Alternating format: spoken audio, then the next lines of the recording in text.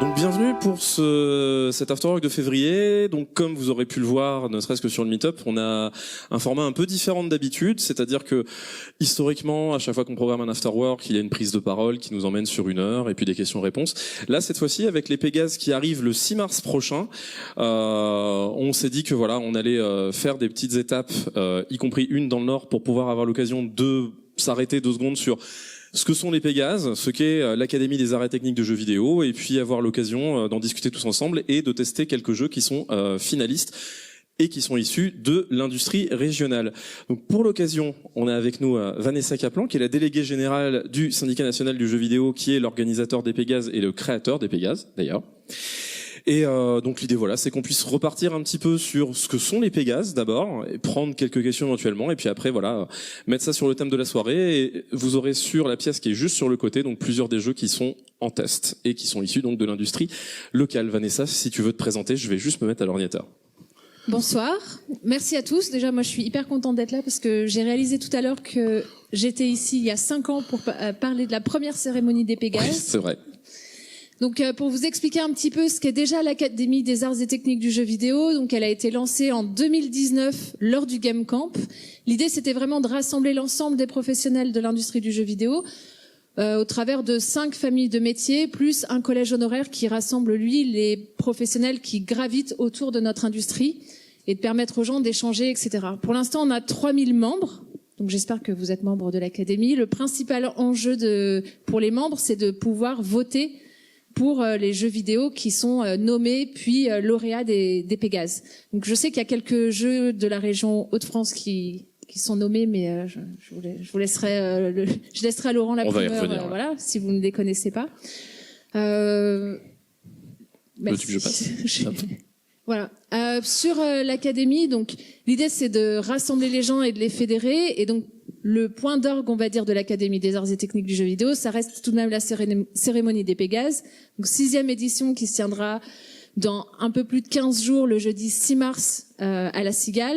Et la billetterie est complètement bloquée, là on est méga plein, mais possibilité de suivre la cérémonie sur le Twitch de Samuel Etienne ou la chaîne YouTube de Julien Chiez, ou sur la chaîne YouTube de l'Académie des arts et techniques du jeu vidéo, si vous n'avez pas envie d'avoir les commentaires de journalistes, streamers, etc. quoi. Donc on aura la version Académie, la version cérémonie plus classique sur la chaîne de France Télé du coup. Exactement. Okay. Au cours de la cérémonie, il y a 13 prix qui sont remis. Donc des prix évidemment meilleurs jeux vidéo indé, mobile, etc. Des prix qui sont dédiés à l'excellence visuelle ou l'univers sonore. 3 prix étrangers et 2 prix qui sont remis à des personnalités. Donc la personnalité de l'année, quelqu'un qui a marqué l'industrie du jeu vidéo sur l'année qui vient de s'écouler, et le prix d'honneur qui vient récompenser une carrière qui se distingue au sein de l'industrie.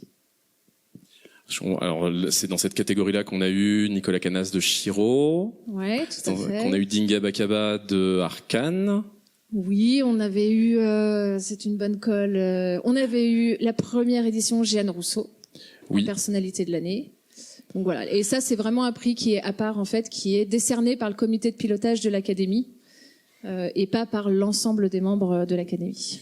Et donc l'idée quand justement cette Académie a été créée et les Pégases ont été créés, c'était vraiment pour valoriser, tu m'arrêtes si je me trompe, mais c'était vraiment de valoriser le savoir-faire des équipes justement qui construisent ces jeux-là qui sont sortis sur l'année et pouvoir célébrer tous ensemble justement la réussite de ces jeux et le plébiscite par les membres de l'Académie qui sont majoritairement des pros. Qui ne sont que des professionnels. Qui ne sont que des professionnels. Ça n'est pas ouvert aux étudiants. Ok. Et donc sur le principe, bah oui, voilà, tu gagnes tes ailes. Ok. Et oui, et l'idée de la cérémonie, c'est vraiment d'avoir cette espèce de moment fédérateur et de célébration de l'industrie du jeu vidéo. Nous, ce qu'on essaye de faire, c'est de mettre en valeur les équipes de prod. Je sais qu'on a encore peut-être des ajustements à faire. On aimerait bien avoir davantage d'équipes qui montent sur scène, etc. Mais l'idée, c'était vraiment ça. Et nous, on utilise, entre guillemets, la cérémonie comme un outil de rayonnement de l'industrie vis-à-vis des pouvoirs publics, vis-à-vis des médias, parce qu'on pense que ça aide à une meilleure compréhension des métiers et des spécificités de notre industrie. L'idée, c'est vraiment de se dire qu'on a une industrie qui est à la fois culturelle et technologique, et avoir cette cérémonie qu'on espère placer au même niveau que les Césars, mais avec notre touche jeu vidéo, bien sûr. ça reste un enjeu pour nous, pour le syndicat en tout cas. C'est un enjeu de légitimité et de maturité pour la filière. Moi, juste par curiosité, alors qui parmi les personnes ici entend parler des Pégases pour la première fois? Ok, c'est plutôt rassurant. Qui a déjà suivi les Pégases sur des précédentes éditions? C'est pas mal. On a quand même du monde. Voilà. Donc l'idée, c'est de pouvoir en discuter aussi rapidement tous ensemble. Je ne sais pas si tu veux que je passe à la slide d'après ou pas. Ah ouais. Et donc cette année, des nouveautés, du coup. Ouais, alors il y avait l'un des principaux points faibles, on peut dire, de la cérémonie jusqu'à présent, c'était qu'on demandait aux gens de voter pour des jeux auxquels ils n'avaient pas forcément joué. Ça restait un petit peu problématique de voter en regardant un trailer. Donc là, avec l'un des sponsors de la cérémonie qui est Pléruo, il y a possibilité pour tous les académiciens au deuxième tour de tester les jeux nommés. Donc ça reste ça quand même un point faible parce que ça permet aussi à l'ensemble des membres de l'académie de découvrir réellement les jeux qui ont été nommés lors de la cérémonie et de voter, j'ai envie de dire, en leur âme et conscience après avoir joué au jeu, ce qui reste quand même un avantage par rapport aux autres années. Voilà, la possibilité de ne pas voter uniquement avec le cœur et spontanément, mais aussi de voter en connaissance de cause après avoir pu tester justement des jeux. Parce que je pense que de pas être le seul à pouvoir dire que j'ai beau avoir une belle bibliothèque Steam, il y a énormément de jeux qui n'ont jamais été lancés, même si j'ai très envie de les lancer, mais il n'y a que 24 heures dans une journée. Et donc finalement, ça permet de s'arrêter et de voter en connaissance de cause un petit peu. Sachant que, rappelle un petit peu le fonctionnement, c'est-à-dire que au tout début, lorsque vous ouvrez les candidatures, là, tout un chacun qui a sorti un jeu sur l'année précédente peut justement candidater et présenter son jeu. Tant qu'il est développé en France. Tant qu'il est développé en France, à exception des prix internationaux, bien sûr. Exception des prix internationaux, mais oui, ça reste. Il n'y a pas de. En fait, les seuls critères d'éligibilité sont ceux-ci. Il faut avoir développé le jeu majoritairement en France avec une équipe française, donc, et avoir sorti son jeu sur l'année N-1. Pour le reste, il n'y a pas de jugement de valeur en fait quant à la qualité du jeu ou des critères complètement subjectifs. Le but, c'est d'ouvrir au maximum la possibilité pour les studios de soumettre des jeux. Et donc ce jugement qualitatif au premier tour revient aux académiciennes et académiciens qui donc justement votent. Les votes sont ouverts pendant 3 semaines, un mois, je ne sais plus, pendant à peu près, ouais, 4-5 semaines. Ouais. Et donc ensuite on passe sur la deuxième phase où on retient dans chaque catégorie 3 jeux. Si 3 je jeux nommés. Ouais, donc ceux forcément qui ont récupéré le maximum de votes deviennent les jeux nommés. Et la deuxième tour de vote avec le même nombre d'académiciens et la possibilité de donc tester les jeux pour élire les jeux lauréats qui seront découverts lors de la cérémonie des Pégases. Vote du deuxième tour qui s'arrête bientôt là. Qui s'arrête le 24 au soir. D'accord, donc c'est tout récent.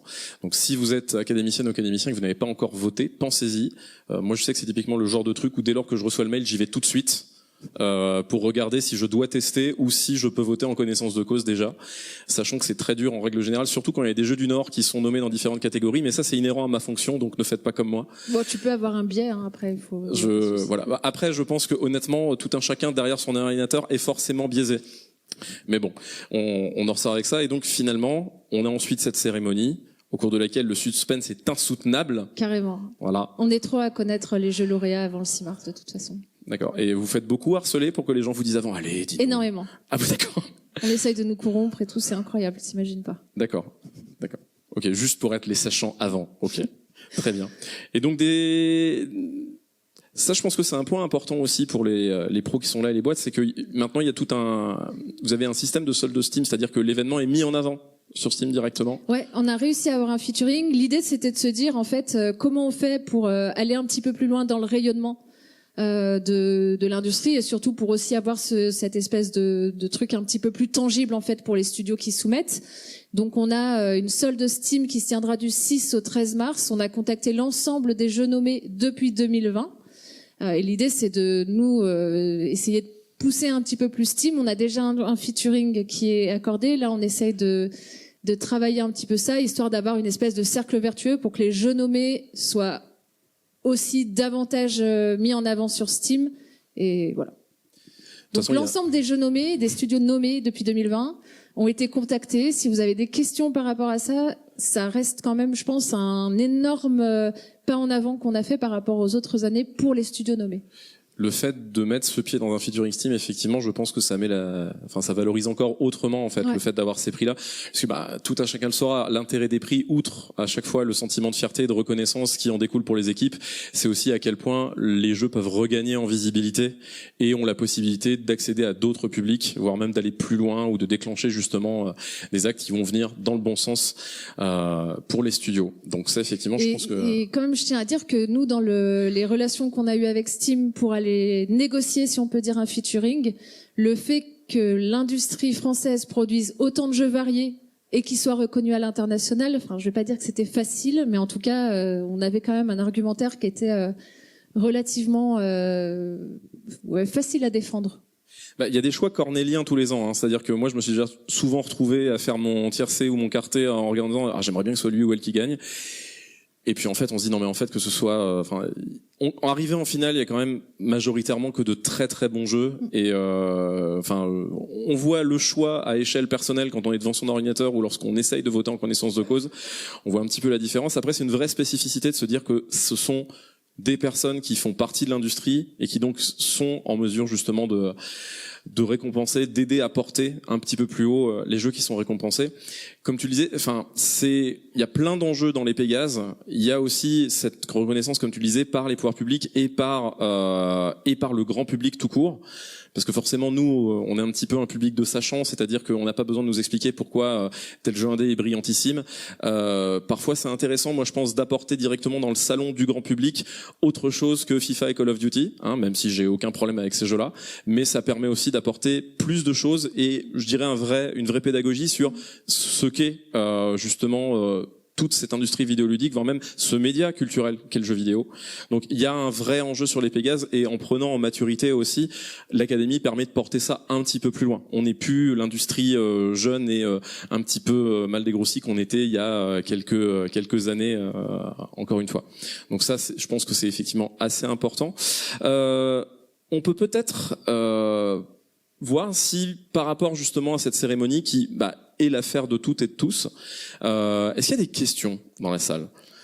Et quand j'appelle des questions, c'est aussi bien sur le fonctionnement de l'Académie, autant sur l'évolution de l'Académie et des Pégases, ou est-ce que vous êtes genre super sage et que vous trouvez ça déjà très bien comme c'est, ou est-ce que vous n'avez pas l'inspiration, n'hésitez pas. Mais en tout cas, on voulait aussi faire en sorte que ce soit un temps avec justement ces événements, parce que là aujourd'hui Vanessa est avec nous à Lille, demain elle est à Montpellier, oui. La semaine dernière c'était Lyon. Oui. En fait l'idée c'est de bouger un petit peu. Il y a eu Paris ou va y avoir Paris ? Il y a Paris la semaine prochaine. Il y a Paris la semaine prochaine.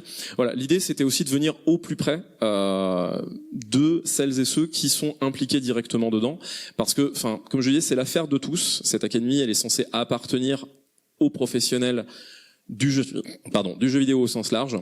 Et donc voilà. Donc si tout va bien, écoutez, tout va bien, c'est merveilleux. Si tout va bien, mais que vous voulez qu'on en discute, si quelqu'un a une question, si quelqu'un a envie de discuter d'un sujet qui est lié au Pégase, qu'il ou elle lève la main. Ok, très bien. Voilà, une main se lève, je me déplace.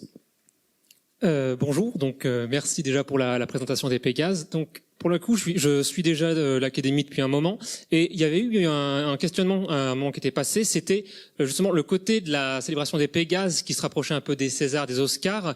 Est-ce que ça risquait pas justement de donner une apparence élitiste en fait justement à la sélection? Et c'est pas vraiment la volonté des Pégases du coup de faire ce genre de choses, mais est-ce qu'il y a quelque chose qui est censé vraiment être plus dans le sens c'est plus grand public? Tu veux dire par rapport à la cérémonie en elle-même en fait, puisqu'en fait le côté Pégase avec le trophée en or, etc. c'est quelque chose qui avait été inspiré. Mais ouais, c'est une bonne question. En fait, il y a toujours cette marge de manœuvre qu'on peut avoir. Tu veux dire en fait, toi tu parles de la sélection ou tu parles du grand public Je parle plutôt du grand public en fait. Est-ce qu'il y a une idée de comment rendre ça vraiment plus grand public par rapport à ce qu'on pourrait avoir comme a priori sur les Césars? Donc faire une cérémonie peut-être un petit peu moins guindée? Peut-être. C'est ça, ok. Oui, c'est une bonne question. On s'est interrogé, je sais, en 2021, comme il y avait pas mal de restrictions liées au Covid, on n'avait pas pu forcément tous et toutes se réunir, donc on avait fait davantage une émission qui avait un rythme, je pense, qui était un petit peu plus un peu moins long. Là, la difficulté qu'on a, c'est qu'on a quand même plus d'une dizaine de prix. On s'est interrogé sur le fait peut-être de rassembler des prix en fonction des gagnants, etc. Mais là où ça devient compliqué, c'est que les retours qu'on a, c'est quand tu as bossé sur un jeu et que tu gagnes un prix, tu es quand même content de monter sur scène, de faire ton discours. Donc en fait, on se retrouve après, nous, avec cette problématique de dire à quel moment on décide que le prix de l'excellence visuelle, on doit lui accorder moins de temps de parole que le prix forcément meilleur jeu vidéo. Donc on veut pas non plus rentrer dans cette hiérarchie-là vis-à-vis des prix. Et comme on avait comme ambition aussi d'essayer de valoriser l'ensemble des métiers, on veut pas non plus hiérarchiser en fonction en disant l'image c'est plus important que le son ou la texte. Donc voilà. Par rapport au rythme de la cérémonie, c'est quelque chose qu'on partage. Ce point de vue d'avoir quelque chose qui soit peut-être un petit peu plus funky, si tu me passes l'expression, j'ai pas d'autres mots.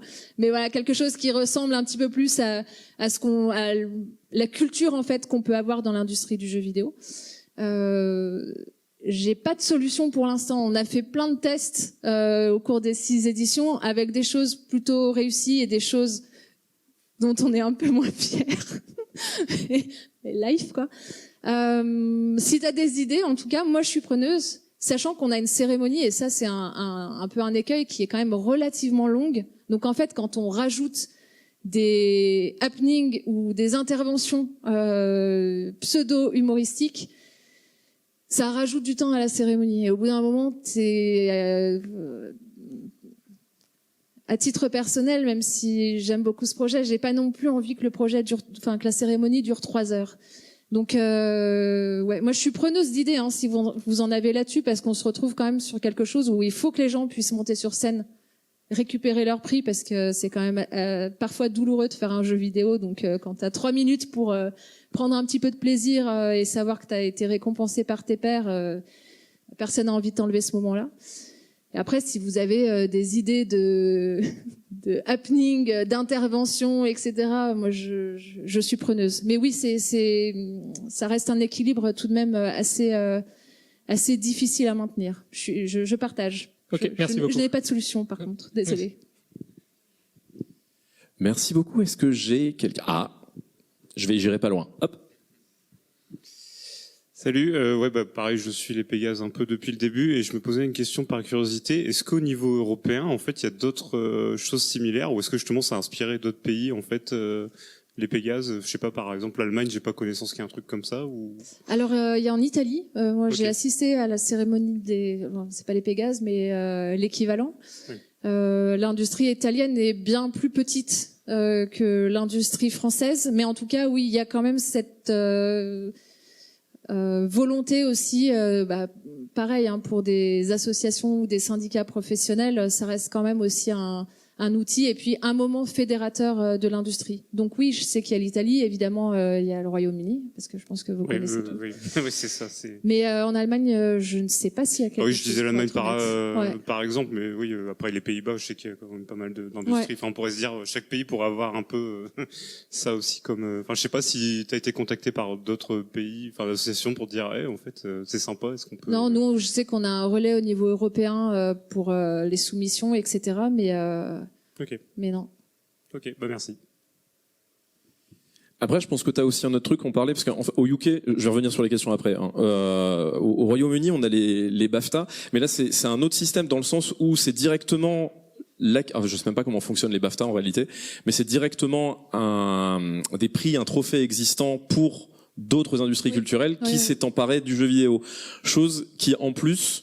je pense serait difficilement imaginable en France, cette porosité entre justement les industries de l'image, interactives ou pas.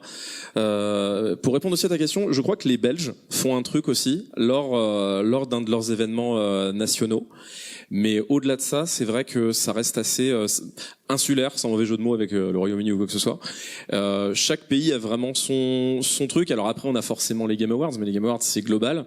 Et puis, c'est encore une autre dimension et un autre modèle économique, pour celles et ceux qui savent. Ils sont pas deux pour organiser les Game Awards. Oui, ils sont pas deux pour les Game Awards, effectivement. Voilà. Est-ce que j'ai d'autres mains qui se lèvent? Oui. Alors, une juste là, et après, j'arrive là-bas. Bonjour. Alors, excuse-moi si c'est une question un peu bête, parce que c'est la première fois que je suis les Pégases. Et du coup, en tant qu'étudiant, je me demandais comment ça se passait, vu que j'ai vu que dans les nominés, il y avait Rubica. Oui, en effet, c'est vrai que j'aurais pu le dire, bien vu. Alors, il y a un prix jeux vidéo étudiant qui a une petite spécificité pour le coup, c'est que sur le premier tour de vote, c'est l'ensemble des académiciens, donc des pros qui votent pour élire les 3 nommés. Et après, le lauréat est désigné par le comité de pilotage de l'académie. Donc c'est par collège, en fait, des représentants qui sont élus pour 2 ans.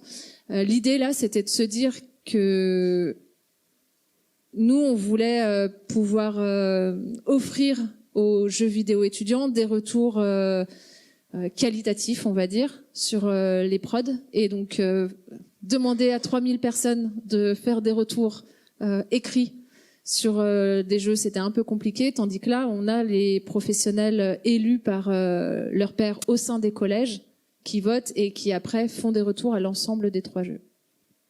Ok. Et comment on fait pour mettre un jeu Généralement, ça passe par les écoles. Okay. Après, on a des étudiants, des fois, qui soumettent des jeux en direct. Mais en tout cas, si ton jeu a été produit à l'année N-1, il suffit de soumettre ton jeu pendant la période d'ouverture des soumissions. Okay. Ouais. Bah, merci. Merci beaucoup. Et donc, j'ai une question de là-bas.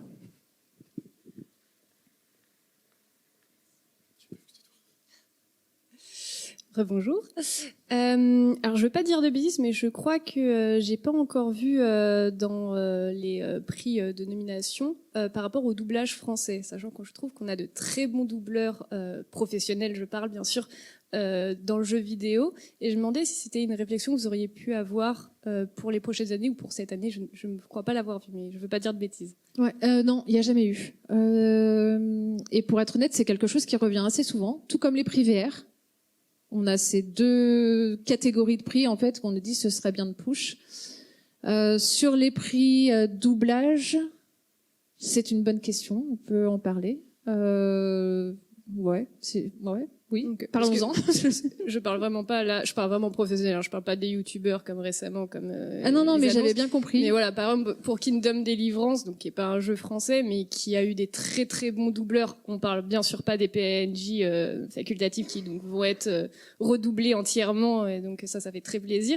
Et je trouve que justement, j'aimerais bien qu'un jour il y ait une récompense pour ces doubleurs français qui font des merveilles pour les gens qui ont du mal à comprendre l'anglais.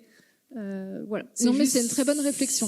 Ouais. J'aimerais beaucoup que cette réflexion, en tout cas je sais pas si ça se ferait, mais moi ça me ferait très plaisir de voir que des bons doubleurs ils aient un prix qui soit leur Non mais c'est un très bon point, je le prends. Ouais. Merci. C'est noté. Merci. Mais moi, ça m'amène à autre chose aussi, c'est le fonctionnement justement des différents collèges. Est-ce qu'il y a des réflexions, et je pose même la question pour moi, des réflexions qui sont encore menées pour justement les évolutions? Parce qu'on a vu des prix apparaître au fur et à mesure qui n'étaient pas là lors des premières éditions. Les derniers prix apparus... Innovation technologique, accessibilité. Ouais. Ouais. Ok, très bien. Donc il y a des discussions qui peuvent être menées justement pour continuer à faire évoluer l'académie et les prix, du coup. Oui, justement. Tout en sachant que, pour rebondir avec l'une des premières questions, l'idée c'est pas non plus à un moment d'avoir 30 prix et d'avoir quelque chose qui manque de lisibilité, mais par contre on reste quand même dans cette politique de se dire que ce projet-là n'est pas un projet auquel on ne peut pas toucher, donc il peut évoluer en fonction aussi des évolutions de l'industrie. Merci. Est-ce que d'autres mains se lèvent? Oui, juste là et là. Bon, on commence ici. Petite question par rapport aux jeux étudiants. Il y a des jeux qui sont solo, il y a des jeux multijoueurs. Est-ce que les membres du jury jouent ensemble ou est-ce qu'ils se trouvent des potes à eux pour les tester? Je sais pas comment c'est géré. Alors là, je n'en sais rien. Super. Il faudrait que je demande. Là, je ne sais pas comment ils se sont organisés, mais il faudrait que je pose la question. Je peux pas te répondre, malheureusement. Il n'y a pas de souci. Merci. Oui, il faudrait que Louis-Raphaël soit là, du coup. Voilà. C'est pas moi qui gère ce point spécifique. Ok. Alors du coup, moi je suis étudiant, donc pas membre de l'académie, et je me pose des questions sur les prix internationaux. Vous avez dit qu'il y en avait 3.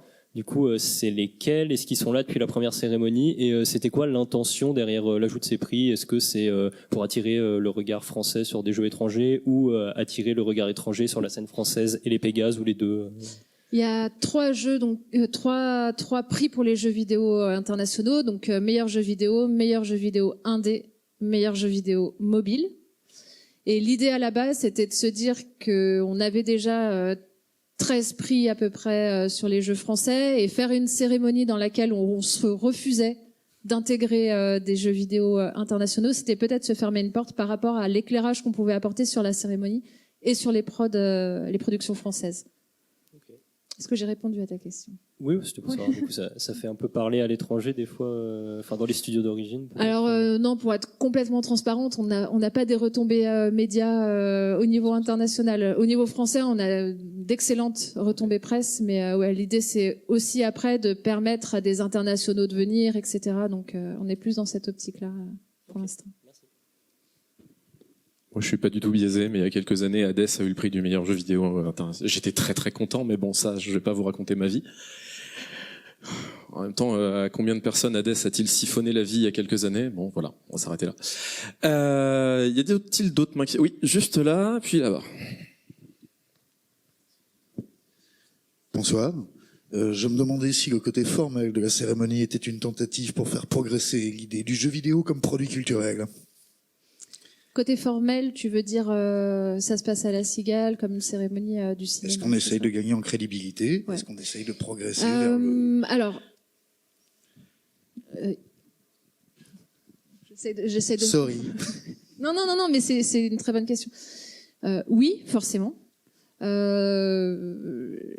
y a une quinzaine de jours, j'aurais dit qu'on avait fait d'énormes progrès vis-à-vis des politiques dans la perception qu'ils peuvent avoir du jeu vidéo. Je ne peux pas le dire si vous avez vu les différentes sorties qu'il y a pu avoir sur l'industrie dans les derniers jours. L'idée d'avoir ce côté, on peut dire, un peu formel ou en tout cas très cérémonieux, c'était aussi pour nous de montrer que l'industrie du jeu vidéo n'était pas, était, comment dire, tout à fait capable d'être au même rang que les autres industries culturelles. Donc, on avait ce côté-là qui nous a permis de mettre un coup de projecteur, si tu veux, en utilisant ces codes sur l'industrie du jeu vidéo. Maintenant, j'avoue qu'entre la première cérémonie et la cérémonie de l'année dernière, on arrive, je pense, à trouver quelque chose, en tout cas même dans le dress code, où les gens arrivent un peu comme ils veulent. Donc on a de la robe à paillettes, on a du jean, etc. Mais en tout cas, pour la première cérémonie, il y avait cette envie de montrer, notamment au pouvoir public, que on savait faire aussi, même si on n'était pas les gens du cinéma. Donc ça, je pense que ça nous a permis de gagner du temps en fait dans cet appui et cette reconnaissance-là. C'est une utilisation des codes que maintenant on doit faire un peu à notre sauce. Merci. Je ne sais plus où était l'autre main qui s'était levée. Ouh, j'en ai deux là. Je reviens. Cette main là-bas était levée avant.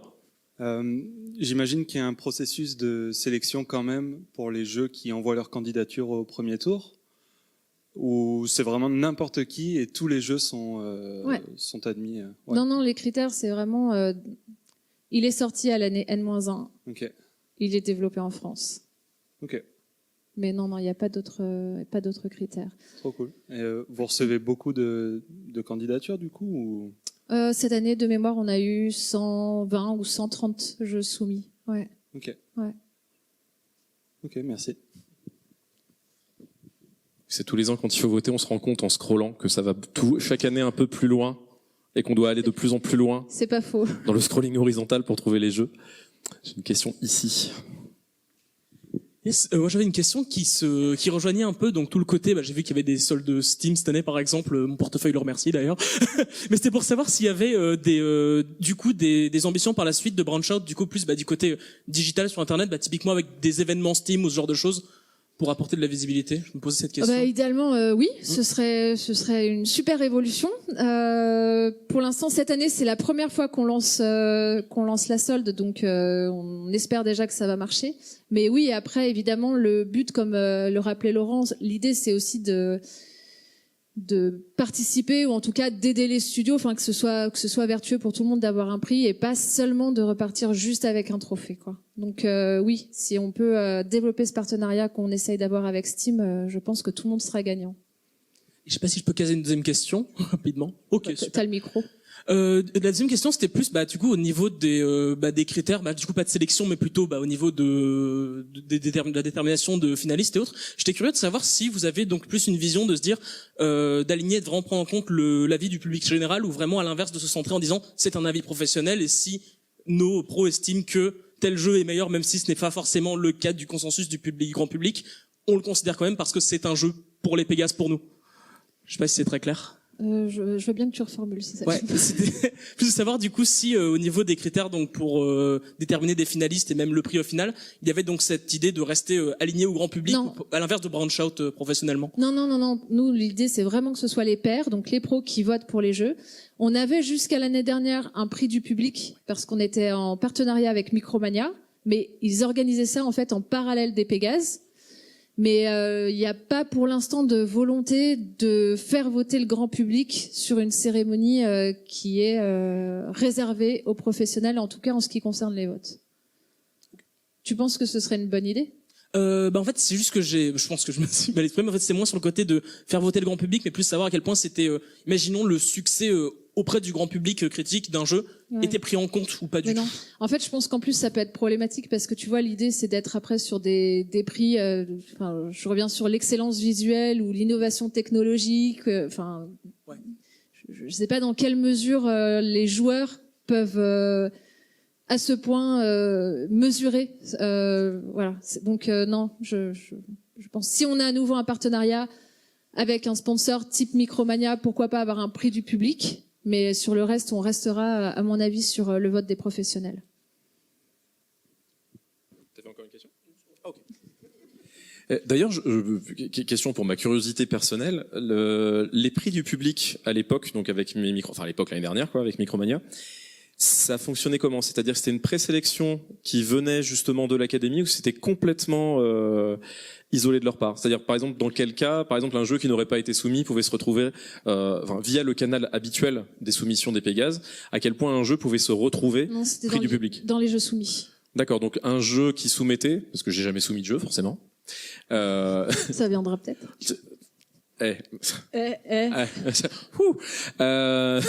Mais à quel point, je veux dire, par exemple, voilà, on cochait en fait en plus cette case, je veux être pris en considération dans les jeux du public. C'est une bonne question. Je t'avoue que j'ai oublié le détail. Je me demande si on prenait pas. Il savait pas à l'époque. Non, j'ai oublié. De mémoire, c'était peut-être dans les meilleurs jeux vidéo, tu vois, dans ces catégories plus générales. Qui servaient de tri pour le prix du public. Qui servaient de tri pour le prix du public. Mais je vérifierai. J'ai oublié. Ok, très bien. Y avait-il d'autres mains qui s'étaient levées ? Oui, ça n'arrête plus. Bon, j'en ai vu une là-bas. D'abord, j'y vais et je reviens. Bonsoir. Bonsoir. Je me demandais si l'Académie des arts et techniques du jeu vidéo s'occupait essentiellement des Pégases ou s'il y avait d'autres chantiers en tant qu'académie que vous faisiez. Ah non, mais pour l'instant, il n'y a pas d'autres chantiers, à mon grand regret. Non, pour l'instant, c'est juste l'Académie. Enfin, c'est juste la cérémonie des Pégases. Au SNJV, on est quand même une équipe méga restreinte, donc on peut rien faire d'autre en termes de bande passante, pour être complètement transparente. Mais l'idée, ce serait quand même de réussir à faire vivre ces collèges, parce qu'on a quand même 3000 professionnels maintenant, au-delà du 6 mars, et des 15 jours après, des 15 jours avant. Donc, oui. Mais là, c'est vraiment une question de bras et de bande passante en termes de cerveau, pour le coup. Navré de monopoliser encore le micro, mais est-ce que on pourrait me réexpliquer la notion de collège, parce que je crois que je n'étais pas là quand elle a expliqué pour la première fois. Et je l'ai peut-être pas suffisamment bien expliqué aussi. En fait, il y a 5 collèges qui sont les 5 grandes familles de métiers. Donc management, technologie, édition et support, design, image et son. Et lorsque tu t'inscris à l'académie, en fonction de ton métier ou ton expertise, tu t'inscris dans l'un de ces collèges. Et c'est tout. Et il y a un 6e collège honoraire qui, lui, regroupe les professionnels qui gravitent autour de la prod. Donc ça peut être des streamers, des journalistes, etc. Ok, merci beaucoup. D'ailleurs, j'arrive avec le micro, mais ça amène aussi une autre question, c'est de se dire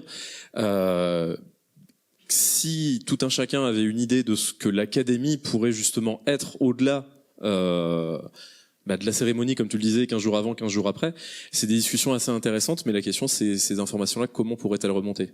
Ça peut-être au travers des assos, peut-être parce que comment fonctionne, rappelle un petit peu le comité de pilotage ou autre?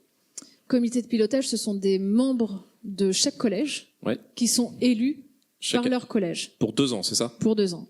Ok. Systématique. Et oui, après les nouvelles idées ou quoi, ça peut remonter soit par les assos, soit en direct, en m'écrivant à moi ou à Louis Raphaël. Enfin, on est quand même relativement ouvert. Mais dans l'état actuel, on a un peu la tête dans le guidon, mais problème de bande passante, évidemment. Mais dans l'état actuel, oui, comme au Game Camp. Mais dans l'état actuel, effectivement, je pense que, on parlait des collèges, faire remonter lorsque vous faites partie d'un collège différentes choses à vos référents, ça peut être effectivement un premier pas, je pense, qui est constructif et qui permet d'avoir une amélioration qui est pertinente avec les attentes des pros. Tu parlais des nouveaux prix, le Pégase de l'innovation technologique, c'est une idée qui avait été remontée par le collège technologie, qui se pensait, à juste titre, pas suffisamment bien représenté dans les récompenses qui étaient remises. Et en fait, ça a été remonté au comité de pilotage, qui après on a parlé avec nous et on a mis en place ce prix. Donc ça peut marcher, des fois quand on a des bonnes idées. D'accord, très bien. J'avais une main ici. Bonsoir, Jean-Denis Tulban, studio Pocket Knife. Merci pour votre présentation jusque-là. On est majoritairement des indépendants et du coup, ma question va porter sur l'indépendance. Sujet très débattu parce que je vois passer régulièrement des studios monstrueux de taille qui se disent indie.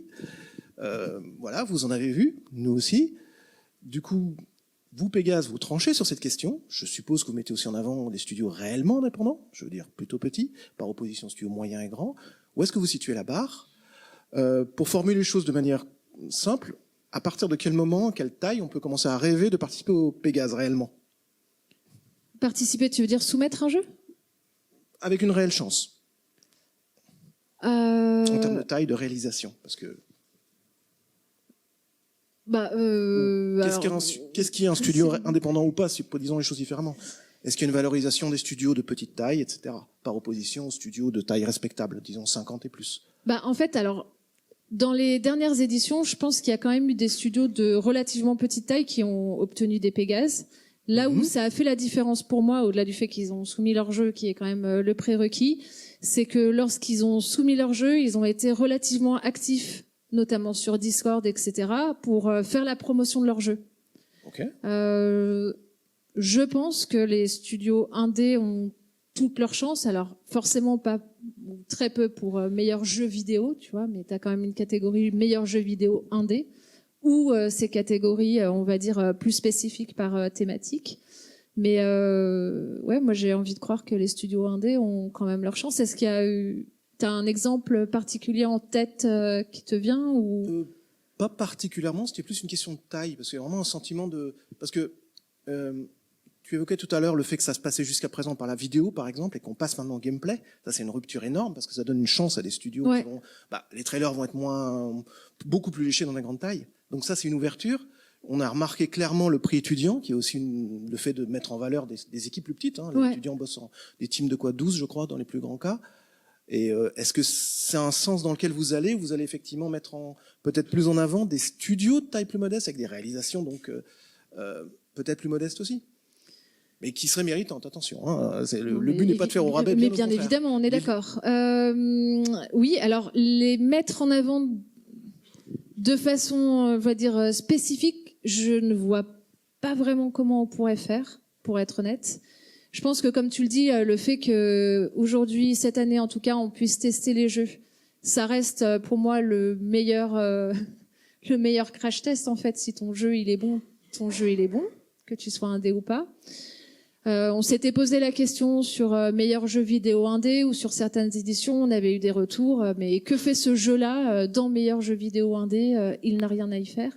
Ça reste quand même hyper compliqué pour nous parce qu'on n'a pas du tout cette volonté, comme je le disais tout à l'heure, de poser des critères qui seraient subjectifs ou potentiellement questionnables. sur ça. Après, peut-être qu'on peut réfléchir nous à, je parle côté SNJV, à donner un coup de pouce, en tout cas sur des prods ou des équipes qui ont eu des moyens plus limités que les méga grosses productions des studios non indépendants. Mais alors comment c'est pareil, je suis preneuse d'idées si t'en as. Enfin, on peut échanger après avec plaisir. Oui, on pourra en parler. En tout cas, merci pour le fait d'y penser. Peut-être par l'innovation, justement, par les idées. Merci. J'arrive, Edouard, sur un truc.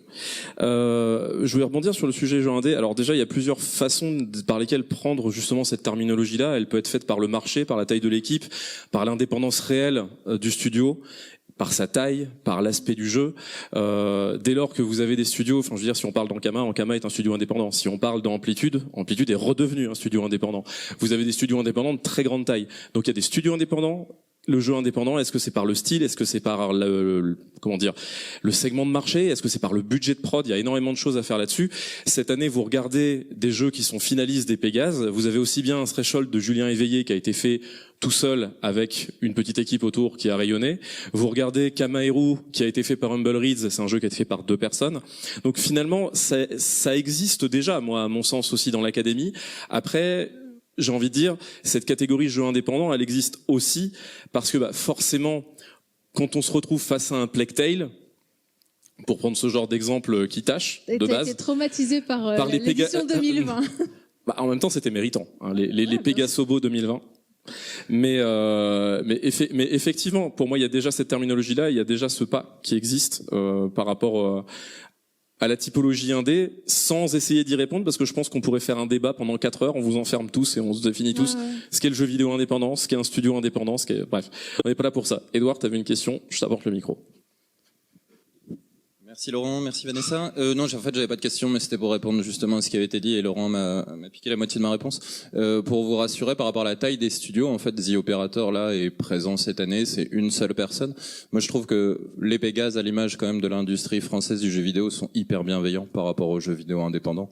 Il y a vraiment, je trouve, dans notre média, je trouve que c'est une grande qualité si on compare par rapport au cinéma notamment. Je trouve que même des petites productions peuvent quand même facilement être mises en avant à la fois en termes de commercialisation. Le marché reste compliqué, mais aussi au niveau des Pégases. Moi, j'ai l'impression que si on prend Chant of Scénar l'an dernier, qui pour moi était vraiment la vedette des Pégases, de mémoire, hein, je pense qu'il gagne meilleur jeu vidéo français. Et Chant of Scénar, ils sont 2. Et après, effectivement, ils sont édités par Focus, qui est un plus gros éditeur, etc. Mais je pense qu'aujourd'hui, des petites structures ont quand même leur chance, ne serait-ce que par les modalités de postuler, qui sont quand même pas extrêmement compliquées et qui ouvrent la porte à tous. Et j'ai l'impression que dans les académiciens, il y a quand même une volonté de pas mal récompenser le jeu indé de manière générale. Alors ça, oui. Sur ton dernier point, nous on le voit. Il y a quand même cette patte française qui fait que les gens de l'industrie, et à mon avis, qu'ils travaillent dans des studios indépendants ou pas, ont aussi à cœur de ne pas laisser la cérémonie être catalysée par les méga grosses productions. Et c'est vrai que si on regarde sur les lauréats des dernières éditions, je pense que personne ne peut remettre en question les pronostics et les gens qui sont montés sur scène. Mais à voir si tu as des idées après, parlons-en. Est-ce qu'on a d'autres mains qui se lèvent pour d'autres questions ou d'autres échanges, justement? Ou est-ce qu'on a fait le tour? J'ai failli confondre un piquet avec une main, donc n'hésitez pas. Non, on est peut-être pas mal, je pense, pour cette espèce de petit tour. Sachant que globalement, Vanessa ne disparaît pas. Tu fais pas Cendrillon, donc à 8h, tu disparais pas. Je suis là toute mais la nuit. voilà, donc si les échanges peuvent être faits de façon beaucoup plus, on va dire, libre, officieux, etc. Moi, j'aimerais prendre quelques instants pour aussi mettre un petit coup de projecteur sur les jeux issus justement de notre industrie régionale et qui sont au Pégase cette année. Donc tout d'abord, on a les jeux qui étaient présents au premier tour. Donc comme l'a rappelé Vanessa, effectivement, ce sont des jeux qui ont été soumis à la libre appréciation directement, soit des studios, soit des écoles et des équipes étudiantes qui ont fait les différents jeux que vous allez voir juste ici. Et donc, encore une fois, vous aviez une sélection, je pense que dans certaines catégories, on devait avoir 20-25 jeux, enfin c'était absolument monstrueux. Et on a finalement une belle sélection qui en sort, puisqu'on se retrouve au deuxième tour avec encore c'est 6 jeux qui existent, ce qui veut pas dire que ceux qui étaient au premier tour n'étaient pas moins méritants. Mais vous avez en tout cas Raven's Watch qui est ressorti comme meilleur jeu vidéo et meilleur game design. Vous avez Kamaeru qui est ressorti dans Au-delà du jeu vidéo. Vous avez Worlds of Aria qui est ressorti dans l'excellence narrative, Dofus comme meilleur service d'exploitation, Virtual Regatta par 52 Entertainment, je sais plus parler, dans le meilleur service d'exploitation, et meilleur jeu étudiant, Myrmidon, justement, qui est en compétition toujours parmi les 3. Pourquoi on vous parle de ça aussi, c'est qu'on a voulu faire en sorte que ces jeux, si vous n'avez pas eu la possibilité ou même matériellement le temps, parce qu'on en parlait déjà tout à l'heure, mais c'est un vrai souci, de les tester, on a essayé de mettre en place quelque chose qui n'est certes pas absolument parfait, mais qui vous permet d'y jouer dans la pièce qui est juste là, sur laquelle on a fait un setup dans lequel vous allez pouvoir tester à la fois donc justement Raven's Watch. Alors pourquoi on met Raven's Watch dans les eaux du coin? On sait tout à fait que Pastèque est à Lyon. Mais c'était dicté par Nacon. Vous avez Kamaeru, donc développé par Humble Reads, dont on parlait, donc 2 personnes. Kamaeru, la puissance du Twitch, voilà, donc tout est testable. Venez remplir votre Frogedex juste à côté. Vous avez les Mondaria, développés par Ludogramme, édité par Richtar Games, qui est présent également. Vous avez donc, bon, alors on vous fait pas l'affront de mettre Dofus ce soir. Je pense que ce serait hyper casse-gueule à la fois pour vous et pour nous. Idem pour Virtual Regatta. Et puis je vais être honnête, je sais même pas si j'ai une machine qui permet de le faire tourner. Et on a également donc Myrmidon qui est directement testable juste derrière. On a même l'équipe qui est présente et ça n'est pas la seule. C'est-à-dire que en gros ce soir, bon alors on n'a pas fait monter Pastèque de Lyon. Mais par contre, vous avez donc Mélanie, qui est une des 2 cofondatrices de Humble Reads, qui est là avec nous ce soir. D'ailleurs, j'en profite. Y a-t-il parmi les personnes qui sont là ce soir et qui font partie des équipes de développement de ces jeux qui sont finalistes, qui souhaitent venir dire un mot sur justement leur jeu, sur la prod, voilà, j'ai une main qui se lève pour les Mondaria, j'ai une main qui se lève pour Myrmidon, j'ai une main qui se lève pour Kamaeru. Alors qui commence? Bon les Mondaria, allez c'est parti, on commence par les Mondaria. Voilà. L'idée, je précise, n'est pas de te demander de faire un post-mortem ou de te mettre mal à l'aise. C'était vraiment uniquement de se dire, voilà, est-ce qu'on a, voilà, qu'est-ce que tu peux nous dire des Mondaria? Déjà, je me présente. Je m'appelle Thomas. Je suis narrative designer du coup à Ludogramme. Et pour les Mondaria, en fait, cette nomination du coup au Pégase nous a beaucoup fait plaisir à l'équipe, notamment parce que c'est un jeu qui est dont la narration et au cœur du gameplay. Qu'est-ce que je peux dire? C'est un jeu qui pour nous était hyper ambitieux, parce que c'est un jeu à la fois narratif, multijoueur à 4 avec une combinatoire dans les choix, donc un bordel pas possible en termes de narrative design. Et je perds mes mots. Tout à fait. Et t'as déjà dit un truc très important, globalement, c'était un sacré challenge à relever de produire un jeu avec ce niveau de complexité dans les embranchements narratifs. Et donc, je pense qu'il est bien à sa place dans cette catégorie-là. Moi, à titre personnel, mais moi, je suis chauvin et je suis le concierge, donc ça m'a fait hyper plaisir, de toute façon, de voir aussi que le jeu avait été reconnu. Oui, et puis pour nous, c'est déjà une récompense, en fait, d'être nominé. Il plaît, ça c'est cool aussi. Auprès du public, on a des bons retours. Et voilà, je m'éternise. Tout va bien. Tout va bien. Tout va très bien. Tout va très bien. Il y a aucune pression, aucun format sur la prise de parole, c'est simplement voilà. Mais maintenant, malheureusement, tu es identifié et les gens vont pouvoir te parler de ton jeu et te dire qu'il est bien. C'était le but. Alors pas forcément de dire que le jeu est bien. Pas forcément, mais n'hésitez pas à me poser des questions. Je pense aux étudiants, aux étudiantes en particulier. J'en finis pour dire, et après je lâche le micro pour remercier Ishtar à l'édition, qui nous ont bien accompagnés, et puis Pictanovo pour le soutien. Moi, pour dire, quand je suis arrivé à Ludogramme, on était 12 à la pleine image. Maintenant, on est 35, et voilà, j'ai retrouvé ce que je voulais dire. C'est un jeu qui nous a fait grandir aussi en tant qu'équipe et en tant que studio. Donc c'est hyper cool. Merci infiniment. Merci beaucoup.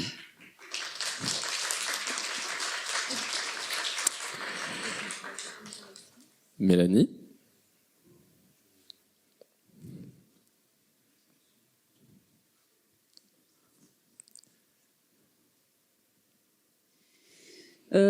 Oui, 2 mots sur Kameharu. On est très content d'être là aussi. La catégorie à l'Académie, au-delà du jeu vidéo, c'est une catégorie qui récompense les jeux qui portent un message fort sur une problématique sociétale d'une manière voilà, à travers le jeu vidéo. C'est un peu le pendant pour les BAFTA de Beyond Video Games. Et c'est vrai que c'est une catégorie qui correspond vraiment très très bien à Kameharu. C'est un jeu de collection de grenouilles, mais au cœur du gameplay, on a mis des mécaniques de capture de carbone, de comment on restaure une zone humide, comment on replante avec une bonne biodiversité au sein des zones humides.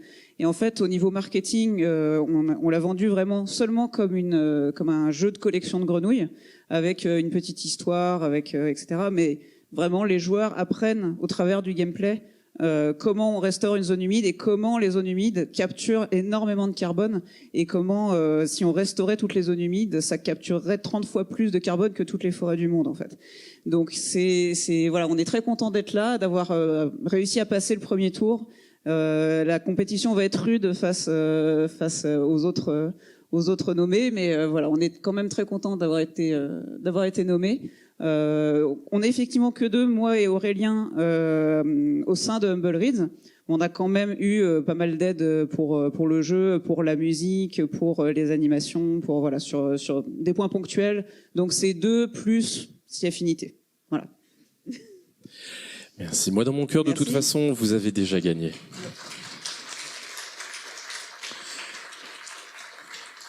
Et comme le disait Mélanie, je rebondis, ce jeu a la vertu en fait de n'être ni un jeu moralisateur, ni un jeu qui est là pour être une espèce d'ersatz de serious game.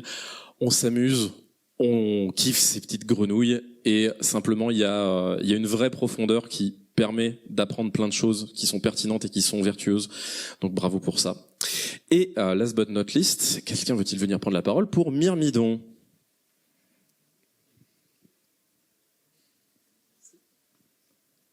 Bonjour à tous.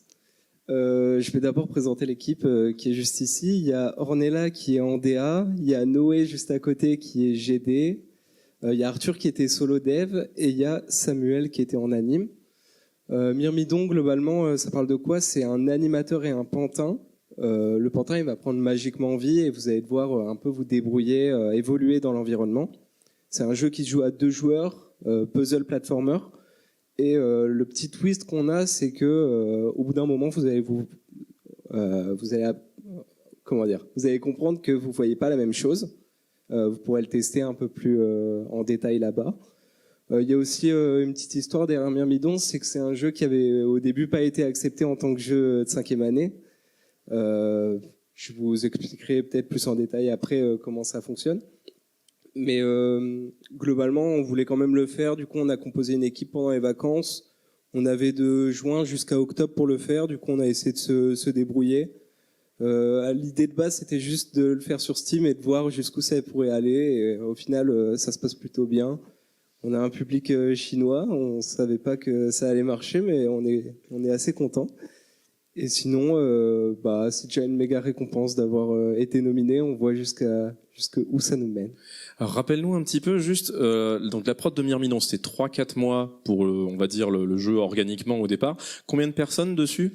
Alors ça dépendait. Au début, on était aux alentours de 12-13. La volonté de Myrmidon, c'était aussi d'avoir des gens de plusieurs pôles. Ça veut dire que normalement, on fait un jeu qu'entre game designer, game art et game dev. Là, on a proposé à des animes de venir tester un peu ce que c'est qu'une prod GA. On a aussi Noé qui était en 3e année à l'époque, qui a été aidé par un 4e année en mentor. C'était aussi une idée de rapprocher un peu tout le monde. Et petit à petit, on était un peu moins. Il y avait Arthur qui s'est retrouvé tout seul, le pauvre. On devait être 11, 9. Et donc il y a eu cette agilité de pouvoir monter une équipe d'Expandable pour justement monter ce projet dans un temps limité, parce qu'après il y avait la 5e année qui arrivait, c'est ça? C'est ça. En fait, on s'est dit c'est maintenant ou jamais. On a eu des petites galères de prod, mais ce qui nous a fait le plus mal, c'est le mois d'août, parce qu'on devait être en distanciel. Mais dès qu'on est revenu en septembre, on a tout déchiré, du coup on était assez contents. Et ouais, le mois d'octobre, c'était plus juste pour mettre sur Steam, en fait. Il y a plein de galères à faire. Ça met un mois entier juste pour le porter sur Steam et au final ça a été. Ok, bon moi je précise que j'ai jamais été aussi heureux qu'on me force à m'asseoir à une table pour tester un jeu, je pense. C'est une vraie chouette découverte. Je précise que le jeu a une démo qui est dispo sur Steam justement, donc si vous n'avez pas la possibilité d'y jouer ce soir, vous téléchargez la démo, vous chopez un pote et puis vous y allez. Et c'est très cool comme ça. Combien de wishlist me demande mon adjoint éclairé? J'ai pas regardé, mais je crois qu'on doit être vers 30 000, 35 000. C'est beau.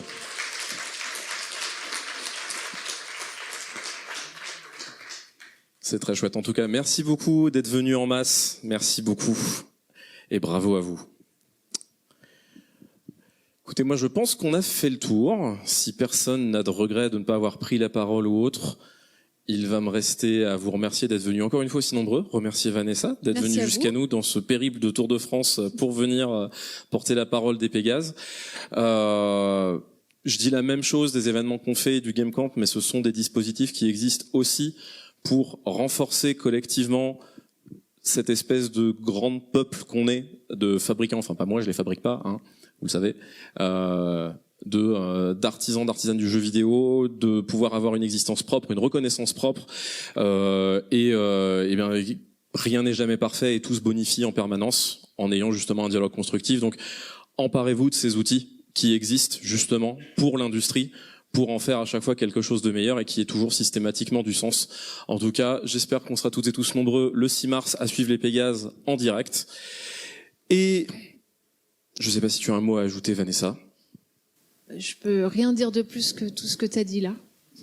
Non, mais on est dispo en fait. Nous, on est très peu nombreux au SNJV, mais on répond. Vous pouvez nous contacter, vous pouvez passer par les assos si vous avez des questions ou des pistes d'amélioration, des choses qu'on pourrait mettre en place et auxquelles on n'a jamais pensé. Voilà, on est ouvert et comme le dit Laurent, les Pégases, ça reste quand même pour nous un outil qu'on met aussi au service des studios. Donc l'idée, c'est que tout le monde se retrouve dans cet événement. Voilà, et c'est pas parce que ça offre un rayonnement national et qu'on se permet d'avoir même justement des politiques qui viennent essayer de comprendre de quoi on parle et que le jeu vidéo c'est pas juste FIFA et Call of. Eh ben justement, il y a des choses qui se passent par rapport à ça. C'est marrant, quand t'as dit on est dispo, je me suis dit ça y est, Vanessa va essayer de nous programmer en binôme. Hein, on fait pas les mariages ni les baptêmes, je vous rassure.